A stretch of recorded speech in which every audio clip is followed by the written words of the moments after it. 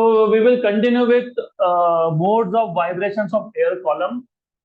Now if you remember हमने last lecture में closed organ pipe मतलब pipe closed at one end के सारे ही modes देखे थे.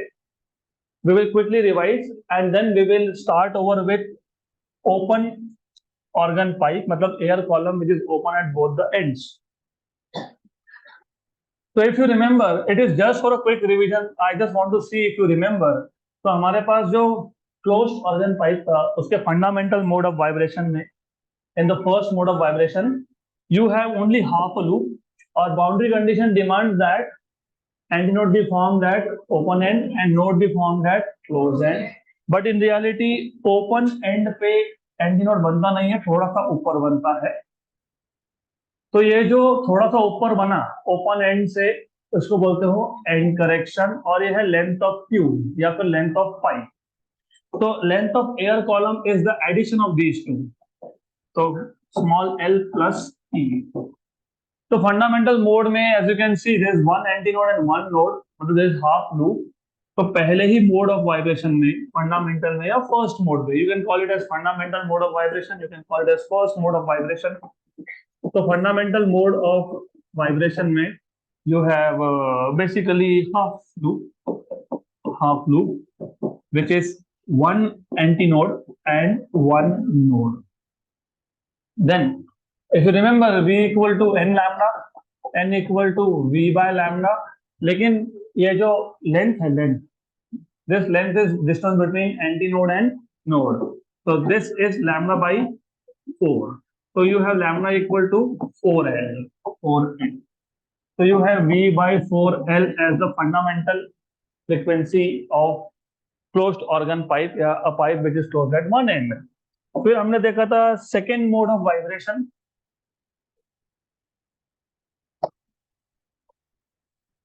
Second mode of vibration. तो इस केस में if you remember, her case में एक मोड से दूसरे मोड में जब जाते हो तो लूप का नंबर +1 होता है. यहाँ पे हाफ है तो अभी आएगा हाफ +1 मतलब 1.5. 1.5 हाफ लूप हमेशा ओपन एंड पे बनता है तो ओपन एंड पे हाफ लूप होगा, ऐसा आएगा मोर और less. Okay then pardon me for drawing. तो drawing apart, drawing on the scale नहीं है, सही नहीं है, मुझे पता है, लेट इट बी. एक एंटीनोड दूसरा एंटीनोड और दो nodes. So you have 1.5 loop, 1.5 loop, and you have two antinodes and two nodes. Again, ये जो corrected length है L, this distance is how much? Lambda by 4. Node to antinode lambda by 4, node to node lambda by 2. तो कितना आ गया total? 3 lambda by 4. Okay. तो ये आ जाएगा आपके पास 3 lambda 1 by 4. तो lambda 1 is 4L by 3.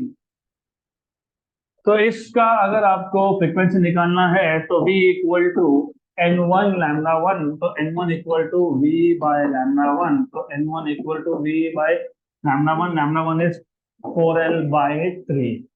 तो ये जो V by 4L है ये है फंडामेंटल फ्रीक्वेंसी. तो यू हैव 3N. ओके तो first mode is first harmonic. Second mode मतलब first overtone is third harmonic.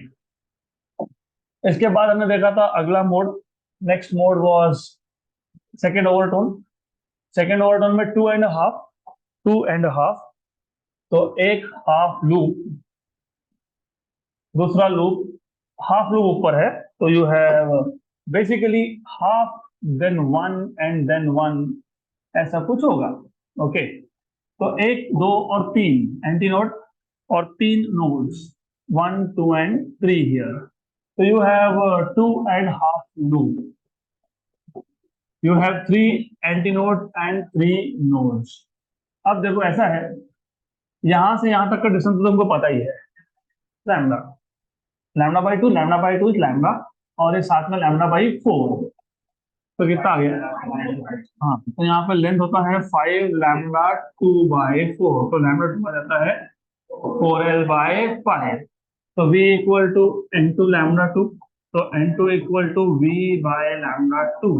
V by lambda 2 is 4L/5, तो ये आ जाएगा 5L. तो second overtone is fifth harmonic, third overtone will be seventh harmonic, fourth will be ninth harmonic. तो in general pth overtone is 2p plus 1 is 2p plus 1 harmonic. n मतलब fundamental frequency है वो harmonic. तो general formula अगर आपको याद होगा तो जनरल फॉर्मूला बनेगा pth ओवरटोन का 2p plus 1 into fundamental frequency. ये आ जाएगा 2p plus 1 into fundamental is V by 4L. Good. Then if you remember conclusions, only odd harmonics are present. Ratio of frequency is 1:3:5:7. Our third conclusion was this. Pth overtone is 2p plus 1 harmonic. इसके बाद हमने चालू किया था modes of vibrations of an air column open at both the ends. So modes of vibration of air column open at both the ends.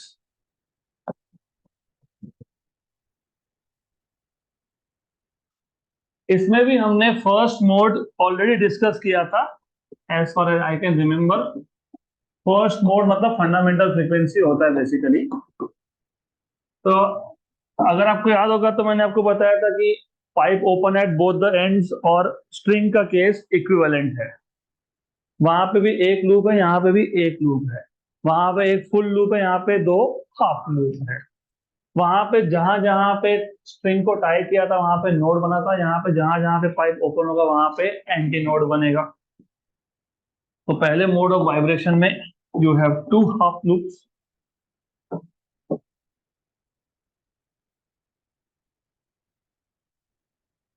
Okay, sorry, I need to do it properly. Sorry for that. चलो ठीक है. हाँ, okay.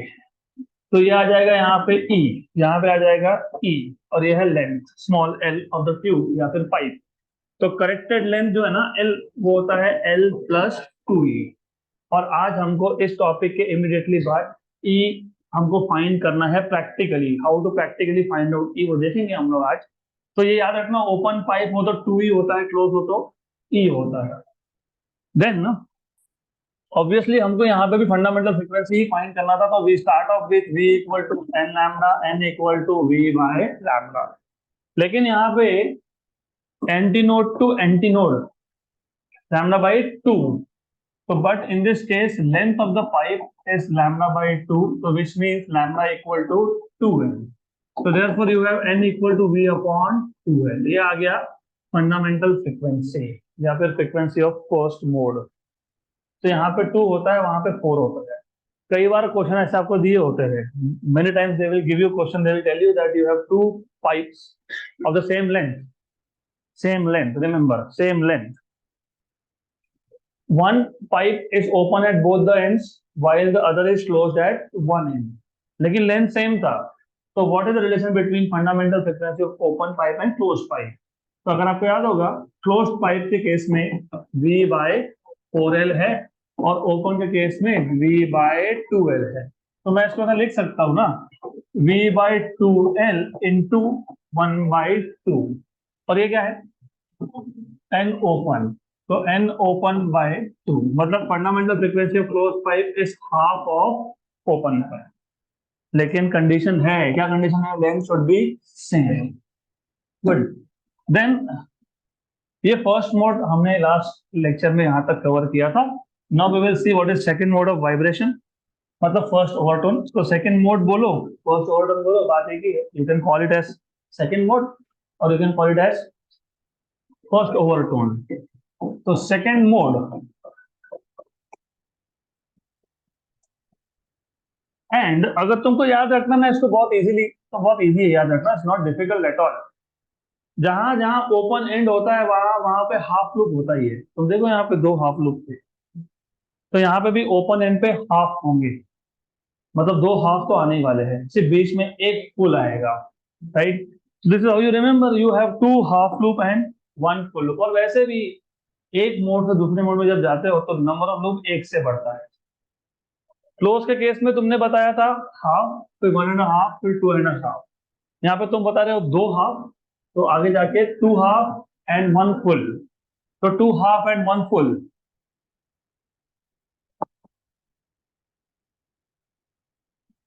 तो something like this, 2 half and 1। Okay, good. तो end correction तो रहेगा, अभी I not talk about end correction anyways, but we have not mentioned here 2 half loops. Fundamental में 2 हाफ लूप्स मतलब 2 एंटी नोड एंड 1 नोड। अब ये similar कैसे हो गया स्ट्रिंग से? स्ट्रिंग में उल्टा होता है, 2 नोड्स और एक एंटी नोड। ओके, तो जैसे ही एक मोड से दूसरे मोड में जाते हो तो नंबर ऑफ लूप 1 से ऐड होता है, तो वहां पे 2 लूप बन गए थे। और number of node and anti node भी एक एक से बढ़ते हैं। तो पहले 2 नोड थे, फिर कितने हो गए? 3। एक एंटी नोड था, फिर कितना हो गया? 2। तो यहाँ पे भी सेम वे में इफ यू सी, यहाँ पे 2 हाफ लूप है, अगले मोड में होगा 2 हाफ एंड 1 फुल। यहाँ पे 2 एंटी नोड्स है, वहां पे होगा 3 एंटी नोड। यहाँ पे एक नोड है, वहां पे होंगे 2 नोड्स। तो देख लो, एक एंटी नोड, दूसरा एंटी नोड, तीसरा एंटी नोड, ये आ गया एक नोड और दूसरा नोड। तो in this mode you have how many loops? 1 full and 2 half. That is how many nodes? 3 anti-nodes. And how many nodes? 2 nodes. Good. Therefore, you have V equal to n2 lambda 2 and lambda 2, sorry, n2 frequency find करना है हमको, n2 equal to V by lambda 2। फिर ये length L, देखो अभी too simple, node to node lambda by, यहां से यहां तक लैम्डा बाई 4, और ये भी लैम्डा बाई 4। लैम्डा बाई 4 2 बार आया, लैम्डा बाई 2, और एक बीच का लैम्डा बाई 2 लैम्डा, तो यहाँ पे आ जाएगा लैम्डा। तो total length is lambda 1। But in this case of course length equal to, चाहिए तो मैं लिख देता हूँ lambda by 4, lambda by 2 and lambda by 4। तो lambda by 4 plus lambda by 2 plus lambda by 4, सिर्फ लैम्डा 1 क्योंकि पिछले केस में लैम्डा यूज किया है, तो lambda 1 by 4, lambda 1 by 2 and lambda 1 by 4। तो सब ऐड कर दोगे तो बन जाएगा लैम्डा 1। सब्स्टिट्यूट करोगे तो आ जाएगा n2 equal to v by n multiply divide by 2। Okay, तो 2 इंटू वी बाई 2l मतलब 2n, तो यहाँ पे आ गया 2n। तो first overtone is second harmonic, right? तो ये पहला ओवरटोन सेकेंड हार्मोनिक बन गया यहाँ पे। इसके बाद आ जाते हैं थर्ड मोड पे। थर्ड मोड मतलब सेकेंड ओवरटोन,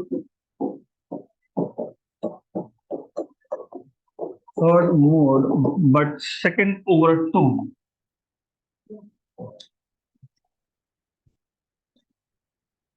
तो कितने लूप्स, कितने फुल लूप, कितने हाफ लूप? 2 फुल 2 हाफ, तो 2 फुल लूप्स, इसको सेंटर में ही एडजस्ट कर देता हूं मैं। Okay, 2 full and then you have 2 half. That is a better thing to do, पहले लूप ही ड्रॉ कर लेना चाहिए, दैट इज गुड। वैसे अभी ये थोड़ा बहुत तो आपको एग्जाम में दिखाना पड़ेगा ना, ड्रॉ करके तो बताना पड़ेगा आपको, तो मोर और लेस ठीक है यार, इट इज गुड। अभी इमेजिन कर लो ऐसा, करेक्ट है, फाइन, ओके। तो अभी we can't do anything, exam में दिखाना पड़ेगा तुमको, तो तुम अभी समझ जाओ। तो अब फिर वही, कितने full loop? 2 full and how many half? 2 half and 2 half, right? Then how many antinodes? 1 2 3 and 4, 4 antinodes and 3 nodes, 1 2 and 3। ये आ गया टोटल लेंथ L। तो अभी ये L आएगा यहाँ पे लैम्डा बाई 4 और लैम्डा बाई 4 मतलब लैम्डा बाई 2, लैम्डा बाई 2 और बीच का टोटल 1 लैम्डा है ना, lambda by 2 lambda by 2। So you can say lambda by 4, lambda by 2, lambda by 2, lambda by 4, lambda 2, 2, 2 and 2. कितना क्या सब मिला के 3 लैम्डा बाई, एक बार सोच के बता दो अच्छे से, बराबर बराबर ना। अरे ये बीच का एक हो गया, ये आधा है, एक और आधा 3/2 होता है। Why do you do calculation in a very wrong way? 1/4 is 1/2, half is 1, half is 1, 1/4 is half, तो 1.5, तो 3/2, 1.5 तो 3/2, तो यहां से आ जाएगा लैम्डा 2 इक्वल टू 12/3, तो 12/3 आ गया करेक्ट। अब क्या चाहिए हमको? फ्रीक्वेंसी ऑफ कोर्स, तो v equal to n2 lambda 2, you have of course n2 equal to v by lambda 2, क्या है v अपॉन 12/3, तो कितना आ गया 3n। तो second overtone is third harmonic, second overtone is third harmonic, तो what will third overtone? Fourth harmonic, तो what will be pth overtone? p plus 1 harmonic, correct, good. Then इतना पता है तो फिर you can write down general formula, you can write down conclusion etcetera etcetera. तो मैं directly conclusion पे jump कर दूंगा। नंबर 1 बताओ, पहला conclusion, pth overtone is p plus 1 harmonic, then all the harmonics are present। पिछले केस में only odd were present, यहाँ पे all are present, all the harmonics are present.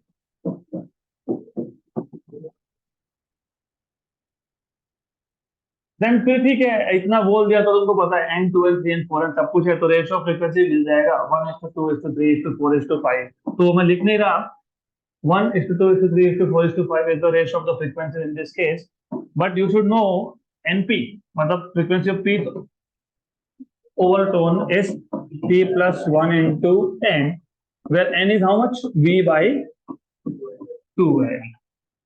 हो गया, तो ये हो गया ये टॉपिक यहाँ पे खत्म। तो this are the modes of vibrations of a pipe open at both the ends, clear. अब एयर कॉलम या फिर ऑर्गन पाइप, इससे रिलेटेड एक लास्ट टॉपिक बचता है, that is practical determination of end correction. तो प्रैक्टिकली हम लोग एंड करेक्शन को कैसे फाइंड करेंगे, तो वो देखते हैं। Practical determination of end correction,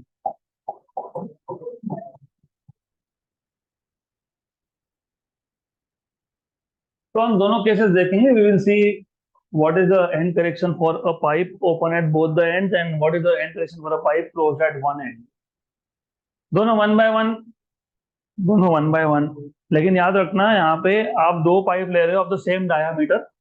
important है, क्यों same diameter? What was the end correction formula? 0.3d, मतलब 30% ऑफ द इनर डायामीटर। तो हम दो पाइप लेंगे, जब मैं दो बोल रहा हूं तो इसका मतलब ये नहीं है कि एक ओपन एक क्लोज, मैं बोल रहा हूं दो पाइप, तो दो pipe in each case. Open के केस में दो पाइप, क्लोज के केस में दो पाइप, दोनों का डायामीटर है सेम लेकिन लेंथ है अलग। ऐसा क्यों? क्योंकि एंड करेक्शन डायामीटर पे डिपेंड करता है। अगर मैंने दो पाइप ले लिए, for example, just one example, now if I take two pipes which have different diameters, तो तुम एंड करेक्शन किसका फाइंड कर रहे हो? फिर डायमीटर चेंज होना मतलब एंड करेक्शन चेंज होना, तो एंड करेक्शन चेंज नहीं होना चाहिए, मतलब दोनों पाइप में एंड करेक्शन की वैल्यू सेम होनी चाहिए। इसके लिए हम लोग करते क्या है, हम लोग लेते हैं दोनों pipe with same inner diameter, only the length is different. And as you remember, अभी अभी देखा हमने, अभी देखा फंडामेंटल फ्रीक्वेंसी लेंथ पे डिपेंड करता है इनवर्सली। अभी देखा ना तुमने, अभी ये देखो इधर भी लिखा है v/2l, यहाँ पे भी देखा था हमने v/2l।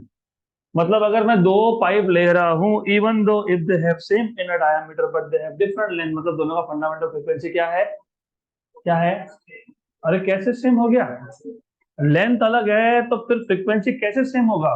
Frequency is inversely proportional to length, length अलग होना मतलब फ्रीक्वेंसी अलग होना। तो रिमेंबर, हमने दो पाइप लिए, मैं पहले सिर्फ दो पाइप बोल रहा हूँ, मैंने कहीं नहीं बोला दो ओपन दो क्लोज, दो pipe of same inner diameter but different length. Length different होने का मतलब क्या हुआ, फंडामेंटल फ्रीक्वेंसी भी अलग है। तो जो पहला पाइप है, पहला पाइप, उसका फंडामेंटल फ्रीक्वेंसी है N1 और दूसरे का है N2। तो ये N1 N2 ओवरटोन्स नहीं है। पिछले केस में तुम N1 और N2 को डिनोट कर रहे थे ओवरटोन्स के लिए, यहाँ पे ये ओवरटोन्स नहीं है। That is something that you need to know beforehand, नहीं तो बाद में कंफ्यूजन होता है। पहला ओवरटोन लिख दोगे second harmonic, second overtone third harmonic. ये ओवरटोन्स नहीं है, they are fundamental frequencies of two different pipes. तो याद रहेगा। तो ये N1 N2 ओवरटोन कब होता है, जब तुम सिंगल पाइप की बात कर रहे हो, but you are studying different modes of vibration of the same single pipe. और ये N1 N2 फंडामेंटल फ्रीक्वेंसी कब होता है, when you are practically determining end correction by comparing the two pipes of same inner diameter but different lengths. तो एक काम करेंगे, तो कंसिडर टू पाइप्स। मैं फिलहाल कुछ नहीं बोल रहा हूँ, पाइप्स ओपन है क्लोज है nothing. Two organ pipes having having same diameter, same inner diameter, precisely same inner diameter, but different lengths.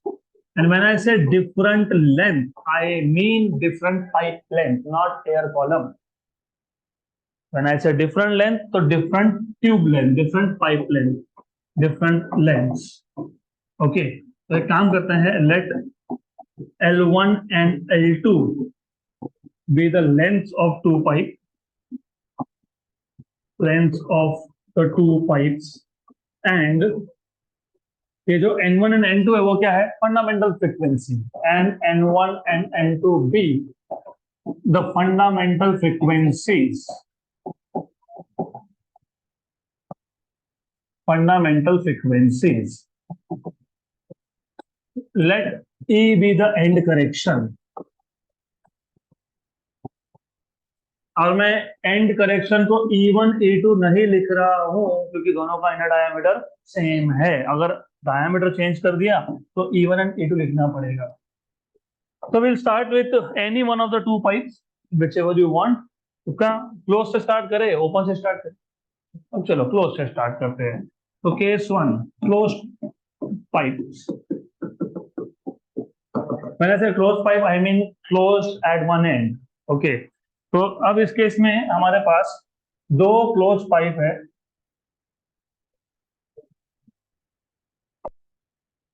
You have two closed pipe of same inner diameter but different lengths.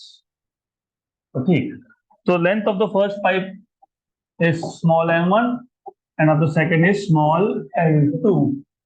और अगर तुम इसमें and correction भी add कर लोगे तो corrected length बन जाएगा। तो what you can do is, this is L1 and let us से, वो शायद मैंने एंड करेक्शन का ऐसे डायग्राम में दिखाया नहीं है, लेकिन तुम समझदार हो, समझ तो जाओगे। तो ये आ जाएगा आपका एंड करेक्शन मिला के कितना आएगा, हाँ कैपिटल एल कितना आएगा वही तो पूछ रहा हूं मैं। एल प्लस ई, गलत बोल दिया, L1 प्लस ई। देन इधर कितने लूप दिखाऊं, कितने लूप दिखाऊं यहाँ पे, हाफ है तो 1.5 होगा ना, सेम रहेगा। हाँ, क्योंकि वो ओवरटोन्स की बात नहीं कर रहे हैं हम लोग, तो सेम रहेगा, मतलब हाफ लूप रहेगा। ओके, तो इस केस में ये आ गया एंड करेक्शन।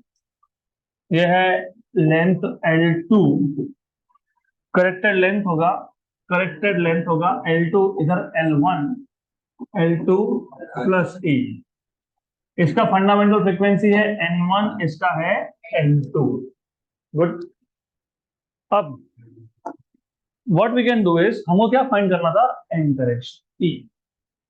दोनों में एयर कॉलम है और आपको पता है एयर, एयर अगर दोनों में एयर है तो speed of sound will be same, right? So we know that क्योंकि दोनों में एयर कॉलम है, तो V1 equal to V2. What is V1? N1 lambda 1, N2 lambda 2. Very good. What is lambda 1 and lambda 2 in terms of length? एक antinode और एक node कितना distance होता है? Lambda by 4. Lambda by 4. तो क्या लिखना चाहिए? 4L. Because length will be, length कौन सा? L1 equal to lambda 1 by 4. What is lambda 1? 4L1. And also you will get lambda 2. कितना मिलेगा? 4L2. ये 4L1 और 4L2 यहाँ सब्स्टिट्यूट कर दो. So therefore you have N1 4L1 equal to N2 4L2. 4 cancel. तो N1 L1 equal to N2 L2. अभी numerical solve करते हो डायरेक्टली ये याद रख लेना, product of N into L is constant. वो तो पता ही है, हमने तो ये लॉज ऑफ वाइब्रेटिंग स्प्रिंग में भी देखा था. Okay, then what is L1? Small L1 plus E equal to N2 L2 plus E. So N1 L1 plus N1 E equal to N2 L2 plus N2 E. N2 L2 को यहाँ लेके आ जाओ. N1 L1 minus N2 L2, N2 E minus N1 E. वहां से E निकल जाएगा common. ये आ गया common. N2 minus N1. E equal to N1 L1 minus N2 L2 upon N2 minus N1. हो गया. और तुमको अगर डायरेक्टली याद रखना है, क्योंकि हो सकता है तुमको सीधा सीधा इस पर क्वेश्चन पूछ ले, हो सकता है ना, maybe they are not asking you to derive but they are asking you to find out end correction. तो कैसे करोगे उस केस में? याद कैसे रखोगे? पहली बात तो एंड करेक्शन लेंथ होता है, तो डायमेंशनल लेंथ बनना चाहिए. मतलब फ्रीक्वेंसी इनटू लेंथ, तो नीचे फ्रीक्वेंसी होना चाहिए, तो फ्रीक्वेंसी डायमेंशनली कैंसल होगा. तो E इक्वल टू L. और ऊपर तुमने N1 L1 minus N2 L2 लिखा ना, तो नीचे क्रॉस कर देना N2 माइनस N1. गुड. और अगर ओपन पाइप होगा तो यहाँ पे सिर्फ एक्स्ट्रा 2 है, बस खत्म, बाकी कुछ नहीं. ओपन होगा तो ओपन का भी कर लेते हैं वैसे हम लोग. We will do the same process for open pipe. So you can practically also find out what is end correction for open pipes.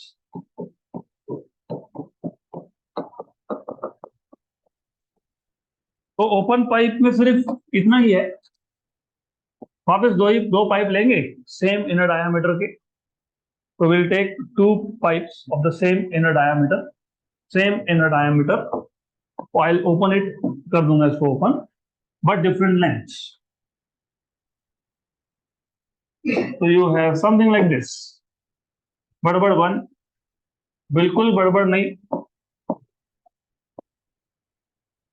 Only difference is यहाँ पे एंड करेक्शन जो है ना वो दोनों एंड पे होगा. यहाँ पे भी होगा, यहाँ पे भी होगा, और इधर भी सेम है. यहाँ पे भी चीजें, things are almost same. Okay.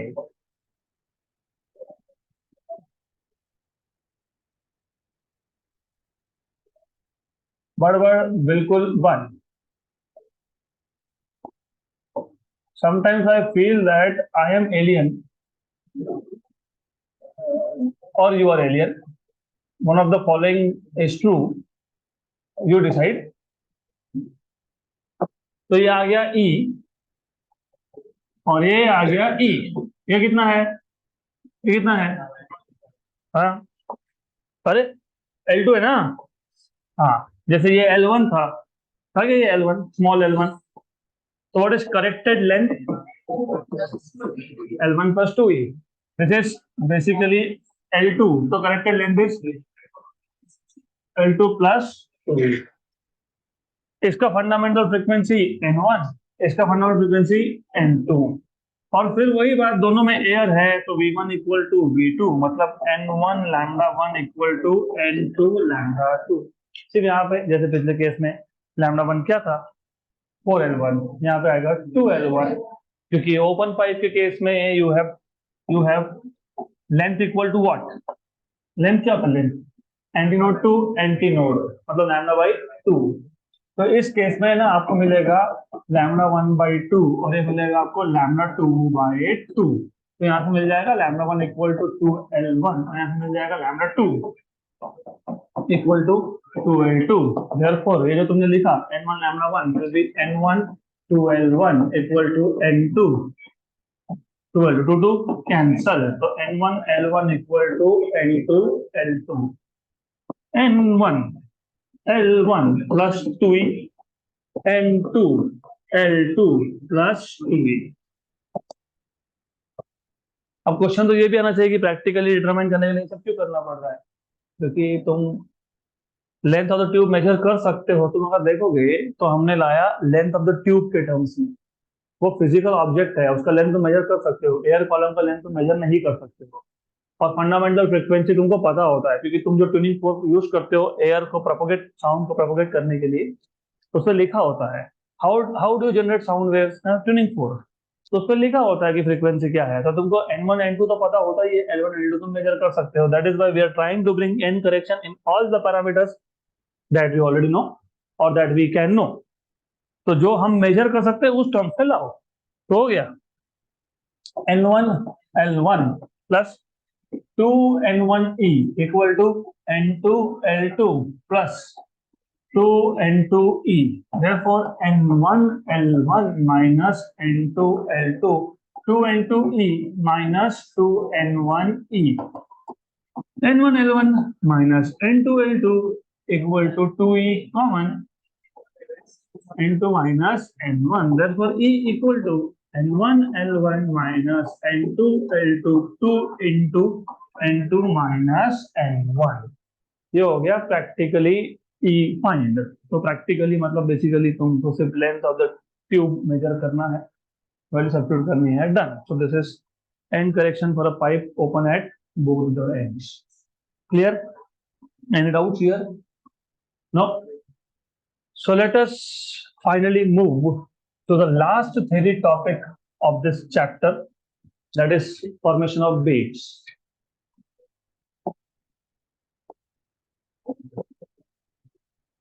Formation of beads interesting है, एंड इस पे जो क्वेश्चंस आते हैं ना जेडब्ल्यू नीट में, they are normally clubbed with Doppler effect.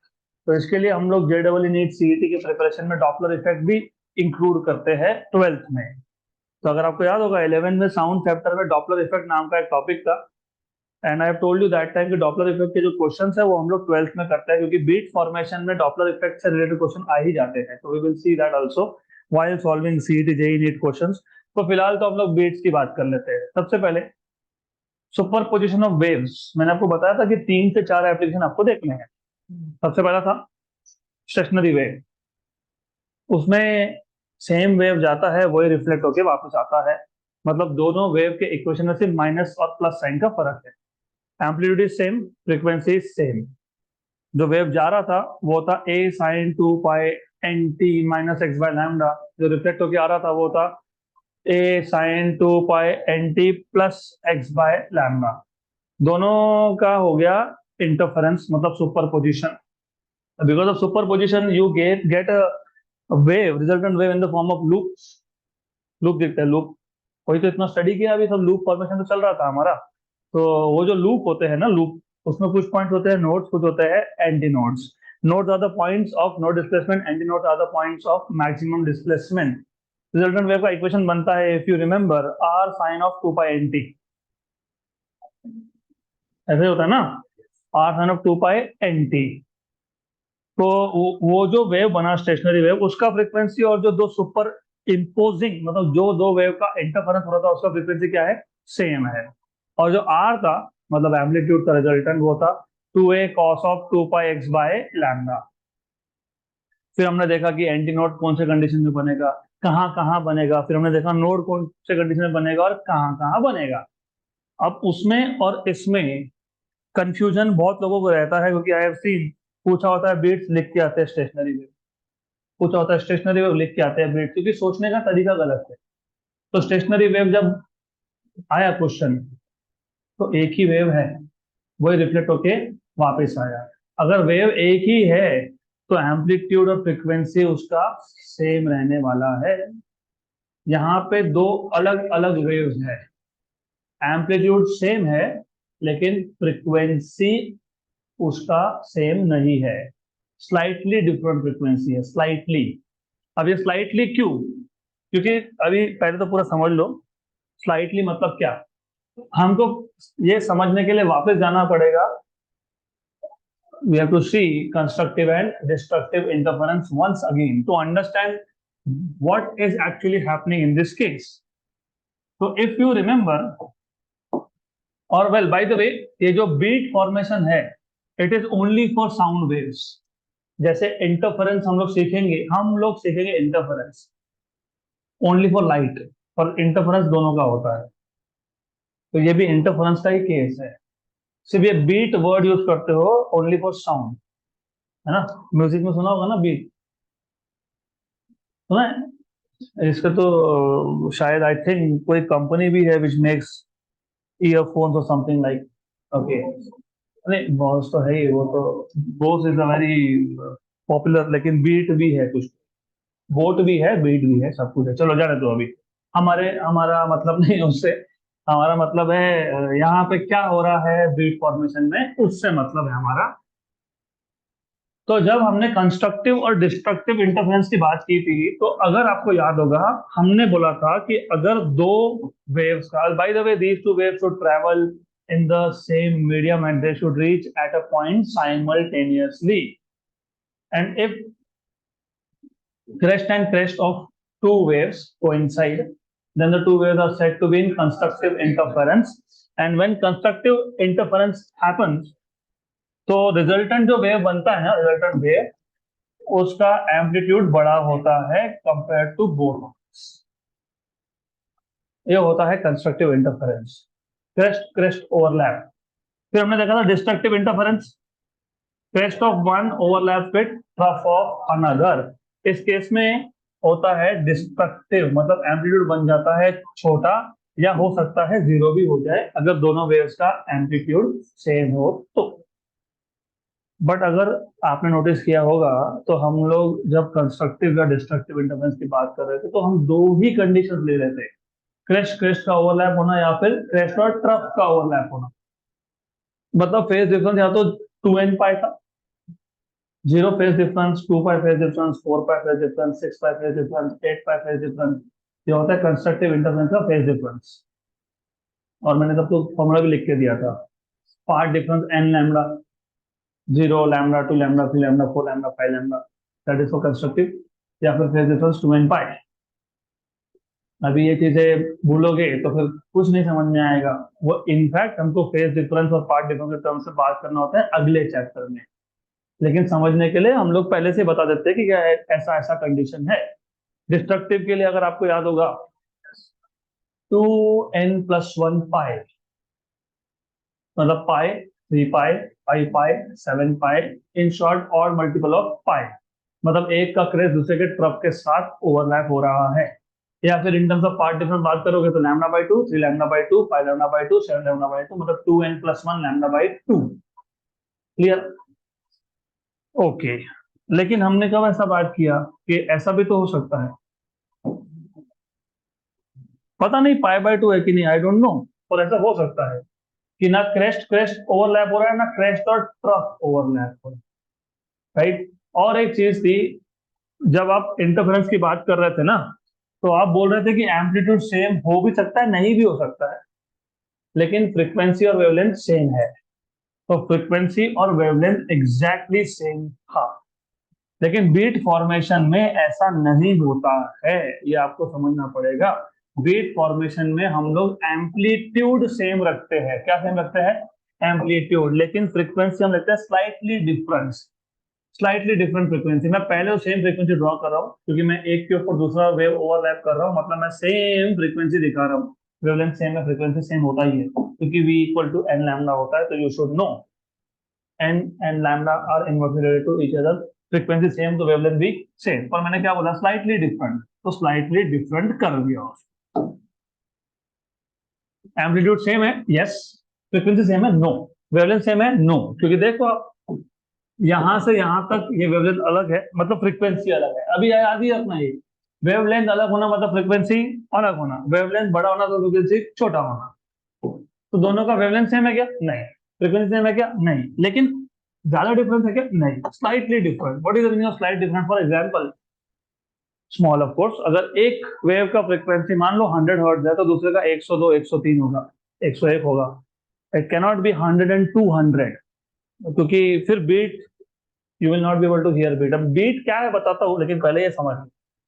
तो जब हमारे पास दो वेव्स है और दोनों waves they are travelling in the same medium, they will reach at a point of the medium simultaneously, but they have different, slightly different frequencies and same amplitudes interfere.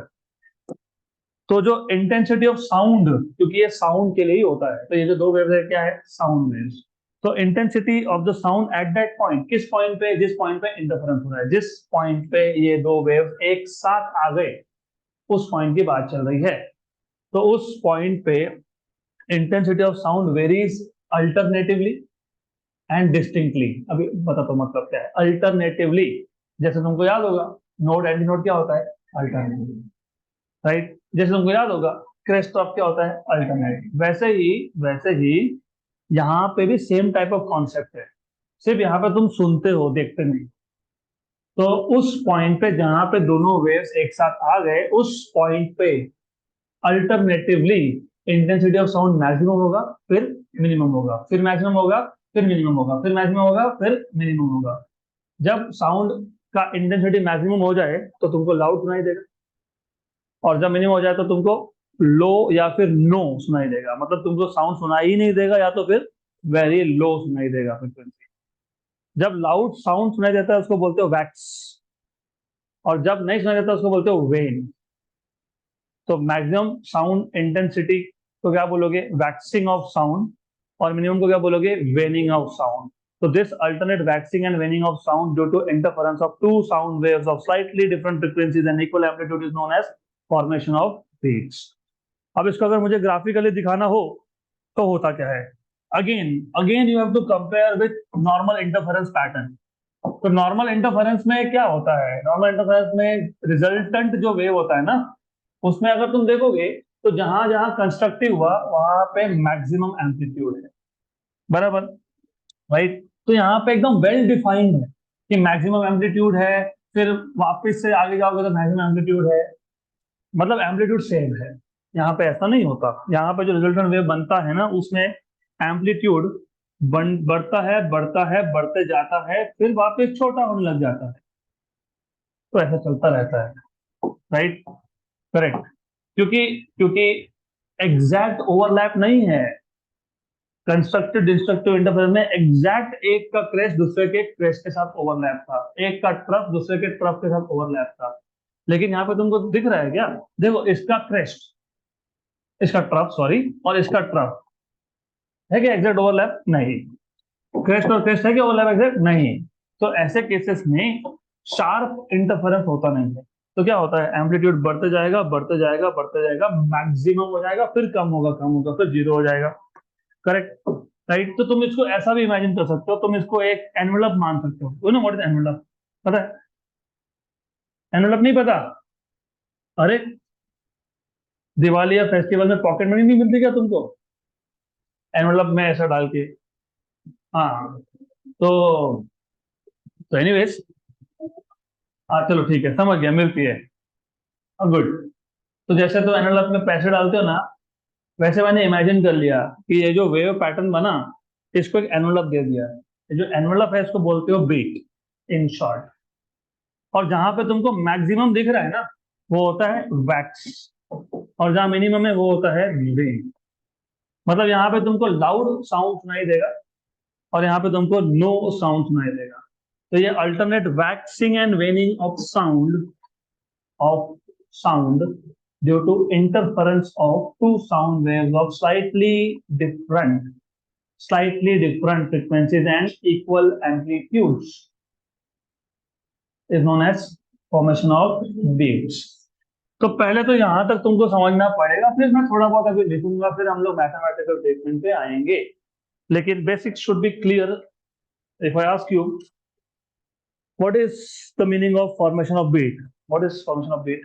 When two or more sound waves of slightly different frequencies and equal amplitude,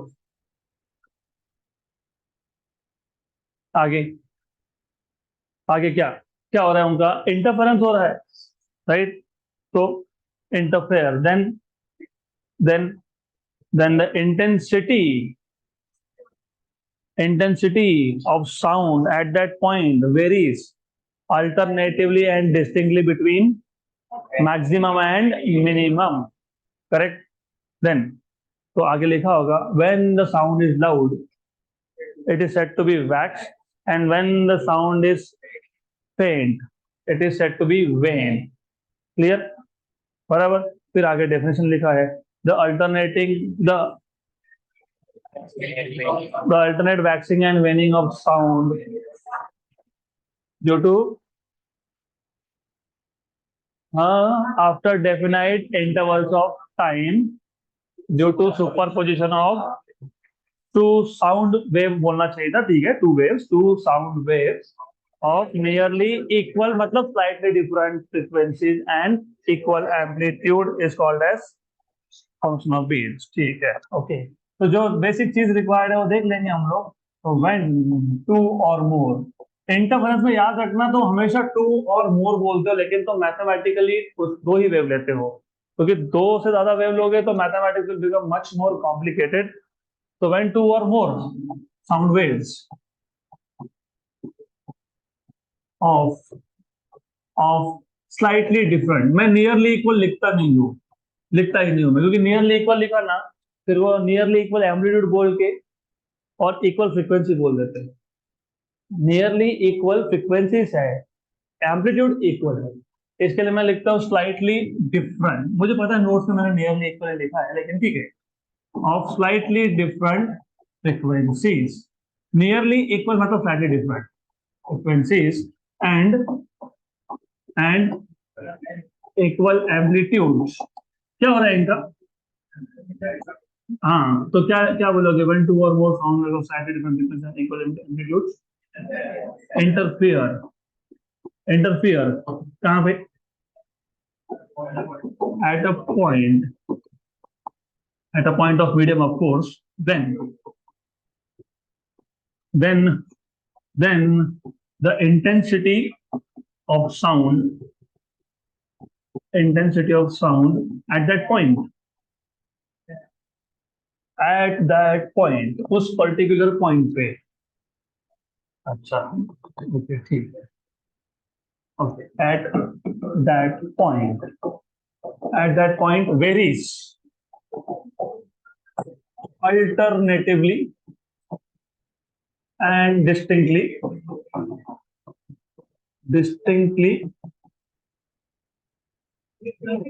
between maximum and minimum, ठीक है। when the sound is loud मतलब maximum is loud, it is said to be wax. It is said to be wax. And when it is faint, it is said to be wane. It is said to be wane.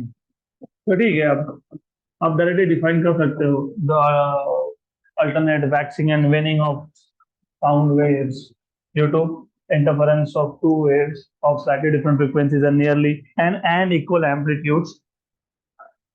बाकी तो तुमको पता है, at a point of the medium etc is said to be is called as formation of waves. अब एक second में जितने बार तुमको लाउड साउंड सुनाई देगा that is frequency. So the number of waxes or vanes heard per second is called as beat frequency. अब मैं number of waxes ही बोलता हूँ, मैं वेन की बात ही नहीं करता, क्योंकि when is no sound. Sound नहीं तो सुनोगे क्या फिर? मैं कुछ नहीं बोल रहा, तुम क्या सुन रहे हो? कुछ नहीं। अगर मैंने ऐसा किया फॉर एग्जाम्पल, हाँ, जस्ट फॉर एग्जाम्पल, यही दैट इज बीट। तो sound no sound, sound no sound, that is basically beat. So the number of times you hear waxes per second is called as beat frequency. So number of waxes बड़बड़ बन और veins, theoretically veins से भी हम frequency निकाल सकते हैं, इसलिए लिख रहा हूँ the number of waxes and veins heard per second is known as beat frequency. चलो ये बीट फ्रीक्वेंसी बाद में निकालते बैठेंगे, पहले कर लेंगे इसका एनालिटिकल ट्रीटमेंट. तो अभी हमारे पास दो वेव्स है और आपको पता है दो वेव्स को तुम मैथमेटिकली कैसे लिखोगे, y1 इक्वल टू ए, और तुमने इक्वल एम्पलीट्यूड बोला है a sin 2 pi n1t. Good. दूसरा आएगा y2 equal to a sin 2 pi n2t. Clear. Good. इधर x by lambda minus plus कुछ नहीं लिखा हमने. क्यों नहीं लिखा? जरूरत ही नहीं है. क्यों नहीं है? पहली बात तो वो सेम सोर्स से इमिट हो रहा है.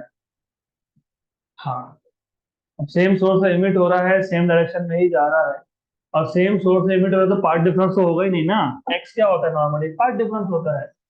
एक्स या लैम्डा क्या होता है? पार्ट डिफरेंस होता है. अगर ऐसा होता ये एक सोर्स से चालू हुआ, दूसरा दूसरे से चालू हुआ तो अलग बात है, तो तुमको लिखना पड़ेगा. लेकिन जब साउंड का सोर्स ही सेम है तो उनमें पार्ट डिफरेंस तो है नहीं. गुड. तो what is superposition principle? y equal to y1 plus y2. तो a sin 2 pi n1t plus a sin 2 pi n2t. a common, so you have y equal to a common sin of 2 pi n1t plus sin of 2 pi n2t. बराबर. तो sine C plus sine D, two sine C C plus D by 2. अभी मैंने क्या किया, ये सी था, ये D था, दोनों में 2 पाई टी दिख रहा है ना, तो कॉमन निकाल लो. तो 2 sine 2 pi A sine 2 pi T n1 plus n2 by 2 into cos 2 pi T n1 minus n2 by 2. बराबर. 2 कैंसल नहीं करना. n1 plus n2 by 2 is average. पहले का फ्रीक्वेंसी अगर 100 है, दूसरे का 101 है, तो 100 प्लस 101 मतलब 201 बाई 2 इज 100.5, मतलब एवरेज है, एवरेज फ्रीक्वेंसी. तो y इक्वल टू ए. वापिस से फिर वही बात जो हमने देखा था स्टेशनरी वेव में, अगर दो वेव्स में साइन साइन है तो रिजल्टेंट में भी क्या आएगा? साइन आएगा. तो कॉस के साथ जाएगा, एम्पलीट्यूड के साथ जाएगा. तो यहाँ पे भी वही स्टोरी सेम है, साइन साइन तो साइन, और कॉस कहाँ जाएगा? एम्पलीट्यूड में. तो 2 pi T n1 minus n2 by 2, और ये आएगा sine of 2 pi n average T. सिर्फ नोट्स में ना मैंने n एवरेज को n लिखा है क्योंकि हमने n को कहीं पे भी यूज नहीं किया है. तो ये जो n एवरेज है इसको हम लोग बोल देंगे n. तो 2 pi N T, where n is लिखा है, where n is n1 plus n2 by 2 लिखा है, वो लिखा हुआ है ना. हो गया. तो where n equal to n1 plus n2 by 2, therefore and also ये जो तुमने लिखा a cos ऑफ, अच्छा वो टू टू रह गया ना, टू टू होता है ना इसमें. हाँ, तो टू भूलना नहीं, होता है ना टू. हाँ, तो टू मत भूलो.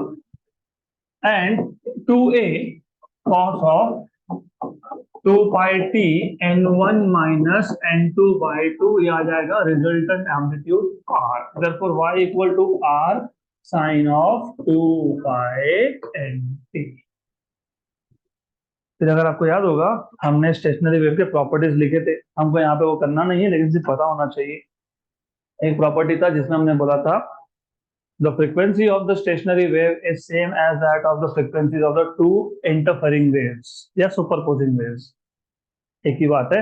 यहाँ पे वैसा नहीं है, यहाँ पे the frequency of the resultant wave is the average of two interfering waves। तो जो दो साउंड वेव था, उन दोनों का जो फ्रिक्वेंसी था, उसका एवरेज है रिजल्टेंट वेव का फ्रिक्वेंसी। Okay, clear. और एम्पलीट्यूड तो लिख ही दिया तुमने, 2a cos of 2 pi t n1 minus n2 by 2। Clear, पक्का पक्का। तो जैसे तुमने कंडीशन फॉर नोट्स निकाला था, यहाँ पे कंडीशन फॉर वेन आएगा, क्योंकि nodes no displacement, wane no sound. जैसे तुमने कंडीशन फॉर वैक्स निकालोगे, मतलब तुमने कंडीशन फॉर एंटी नोट किया था, जैसे कंडीशन फॉर एंटी नोट था वैसे ही कंडीशन फॉर वैक्स आएगा, राइट। तो it is up to you कहाँ से स्टार्ट करना है। I would recommend to start with waxes, क्योंकि बहुत नॉर्मल सी चीज है। वैक्स मतलब लाउड साउंड, वेन मतलब नो साउंड। तो तुम मेजर तो वहीं से करोगे ना जब तुम साउंड सुनोगे। पहला वेन ले लिया तो सुना ही नहीं देता पहला वेन, स्टार्ट तो तब होगा वैक्स से। तो ऑलवेज स्टार्ट फ्रॉम वैक्स। तो कंडीशन फॉर वैक्सिंग,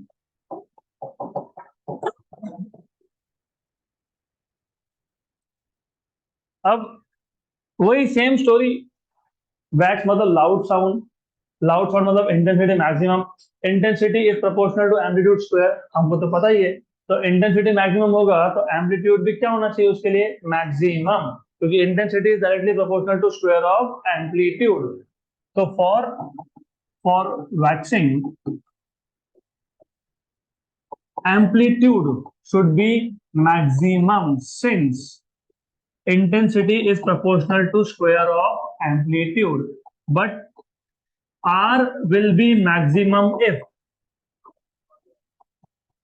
क्योंकि देखो R किस पे डिपेंड कर रहा है, cos पे।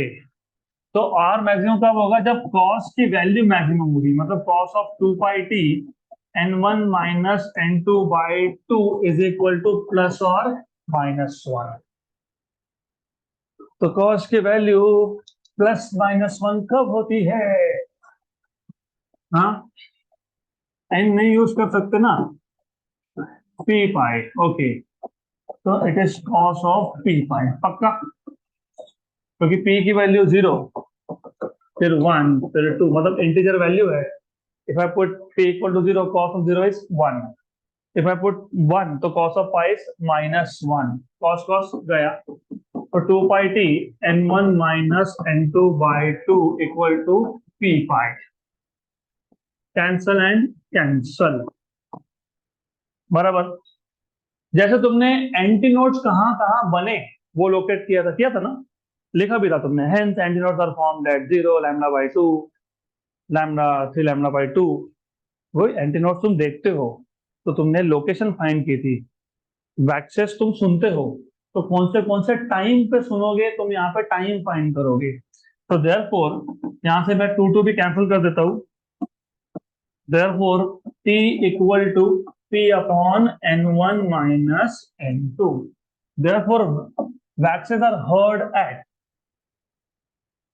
Therefore, waxes are heard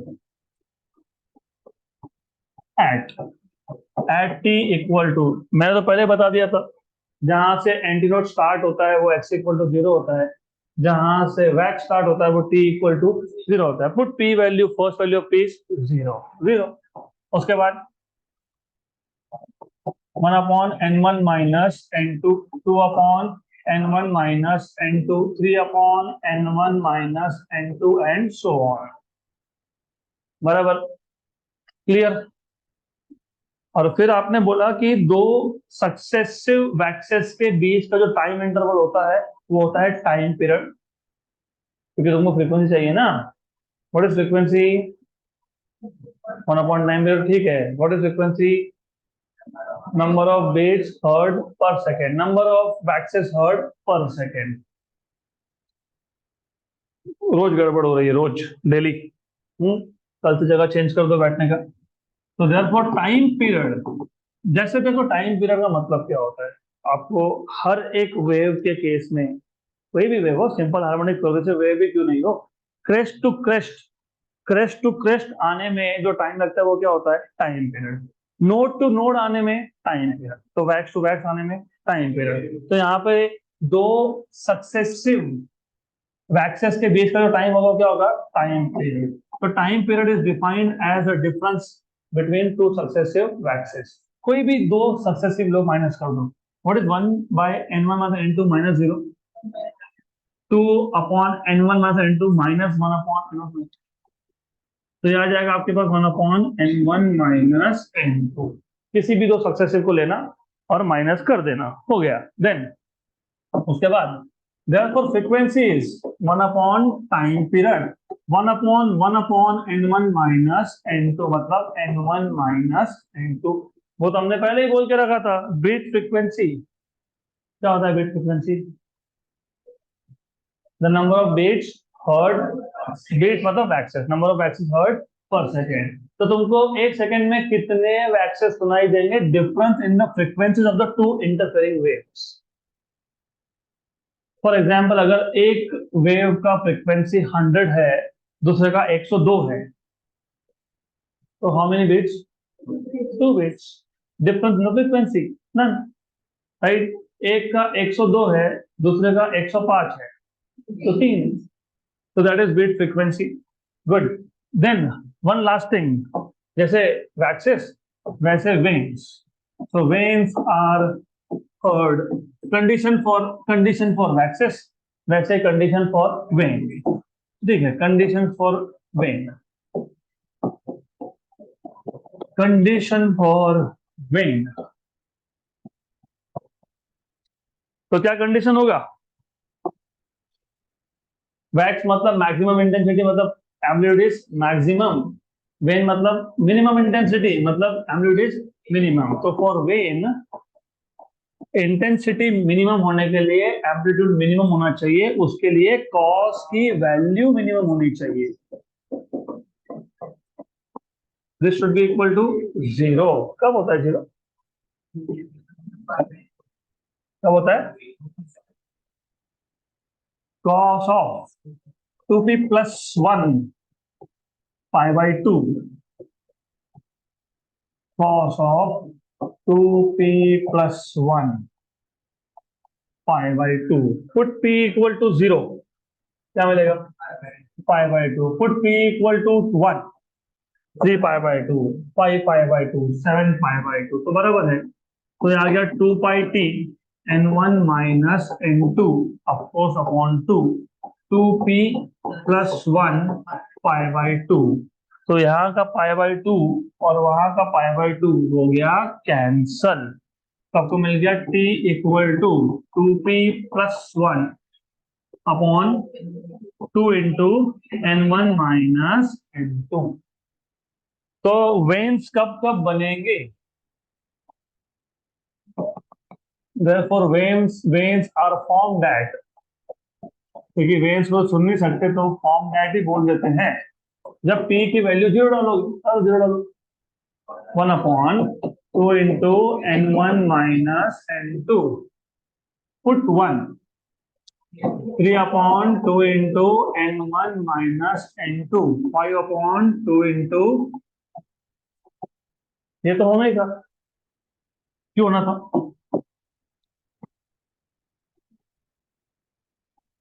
ये क्या था,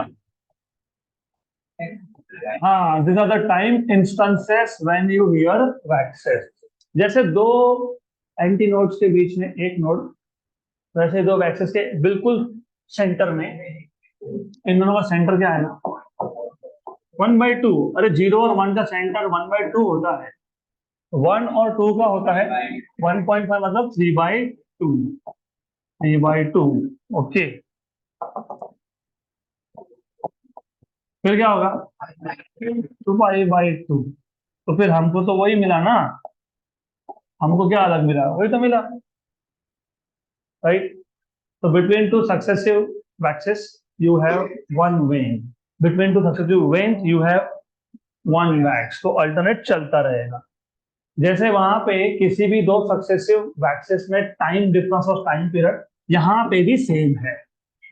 the difference of time between any two successive veins is time period. कर लो, वही आएगा। डिनोमिनेटर सेम है तो directly minus, what is 3 minus 1? 2 upon 2 n1 minus n2, 2 2 cancel, 1 upon n1 minus n2, same same. तो time period का reciprocal क्या होता है? फ्रीक्वेंसी। तो ये भी वही है फिर, 1 अपॉन टाइम पीरियड मतलब n1 माइनस n2। हो गया, गुड। अब एक जो आखिरी है ना एप्लीकेशन ऑफ बिट्स है, वो हमेशा होता है रीडिंग असाइनमेंट। तो वो है reading assignment. That's it for today.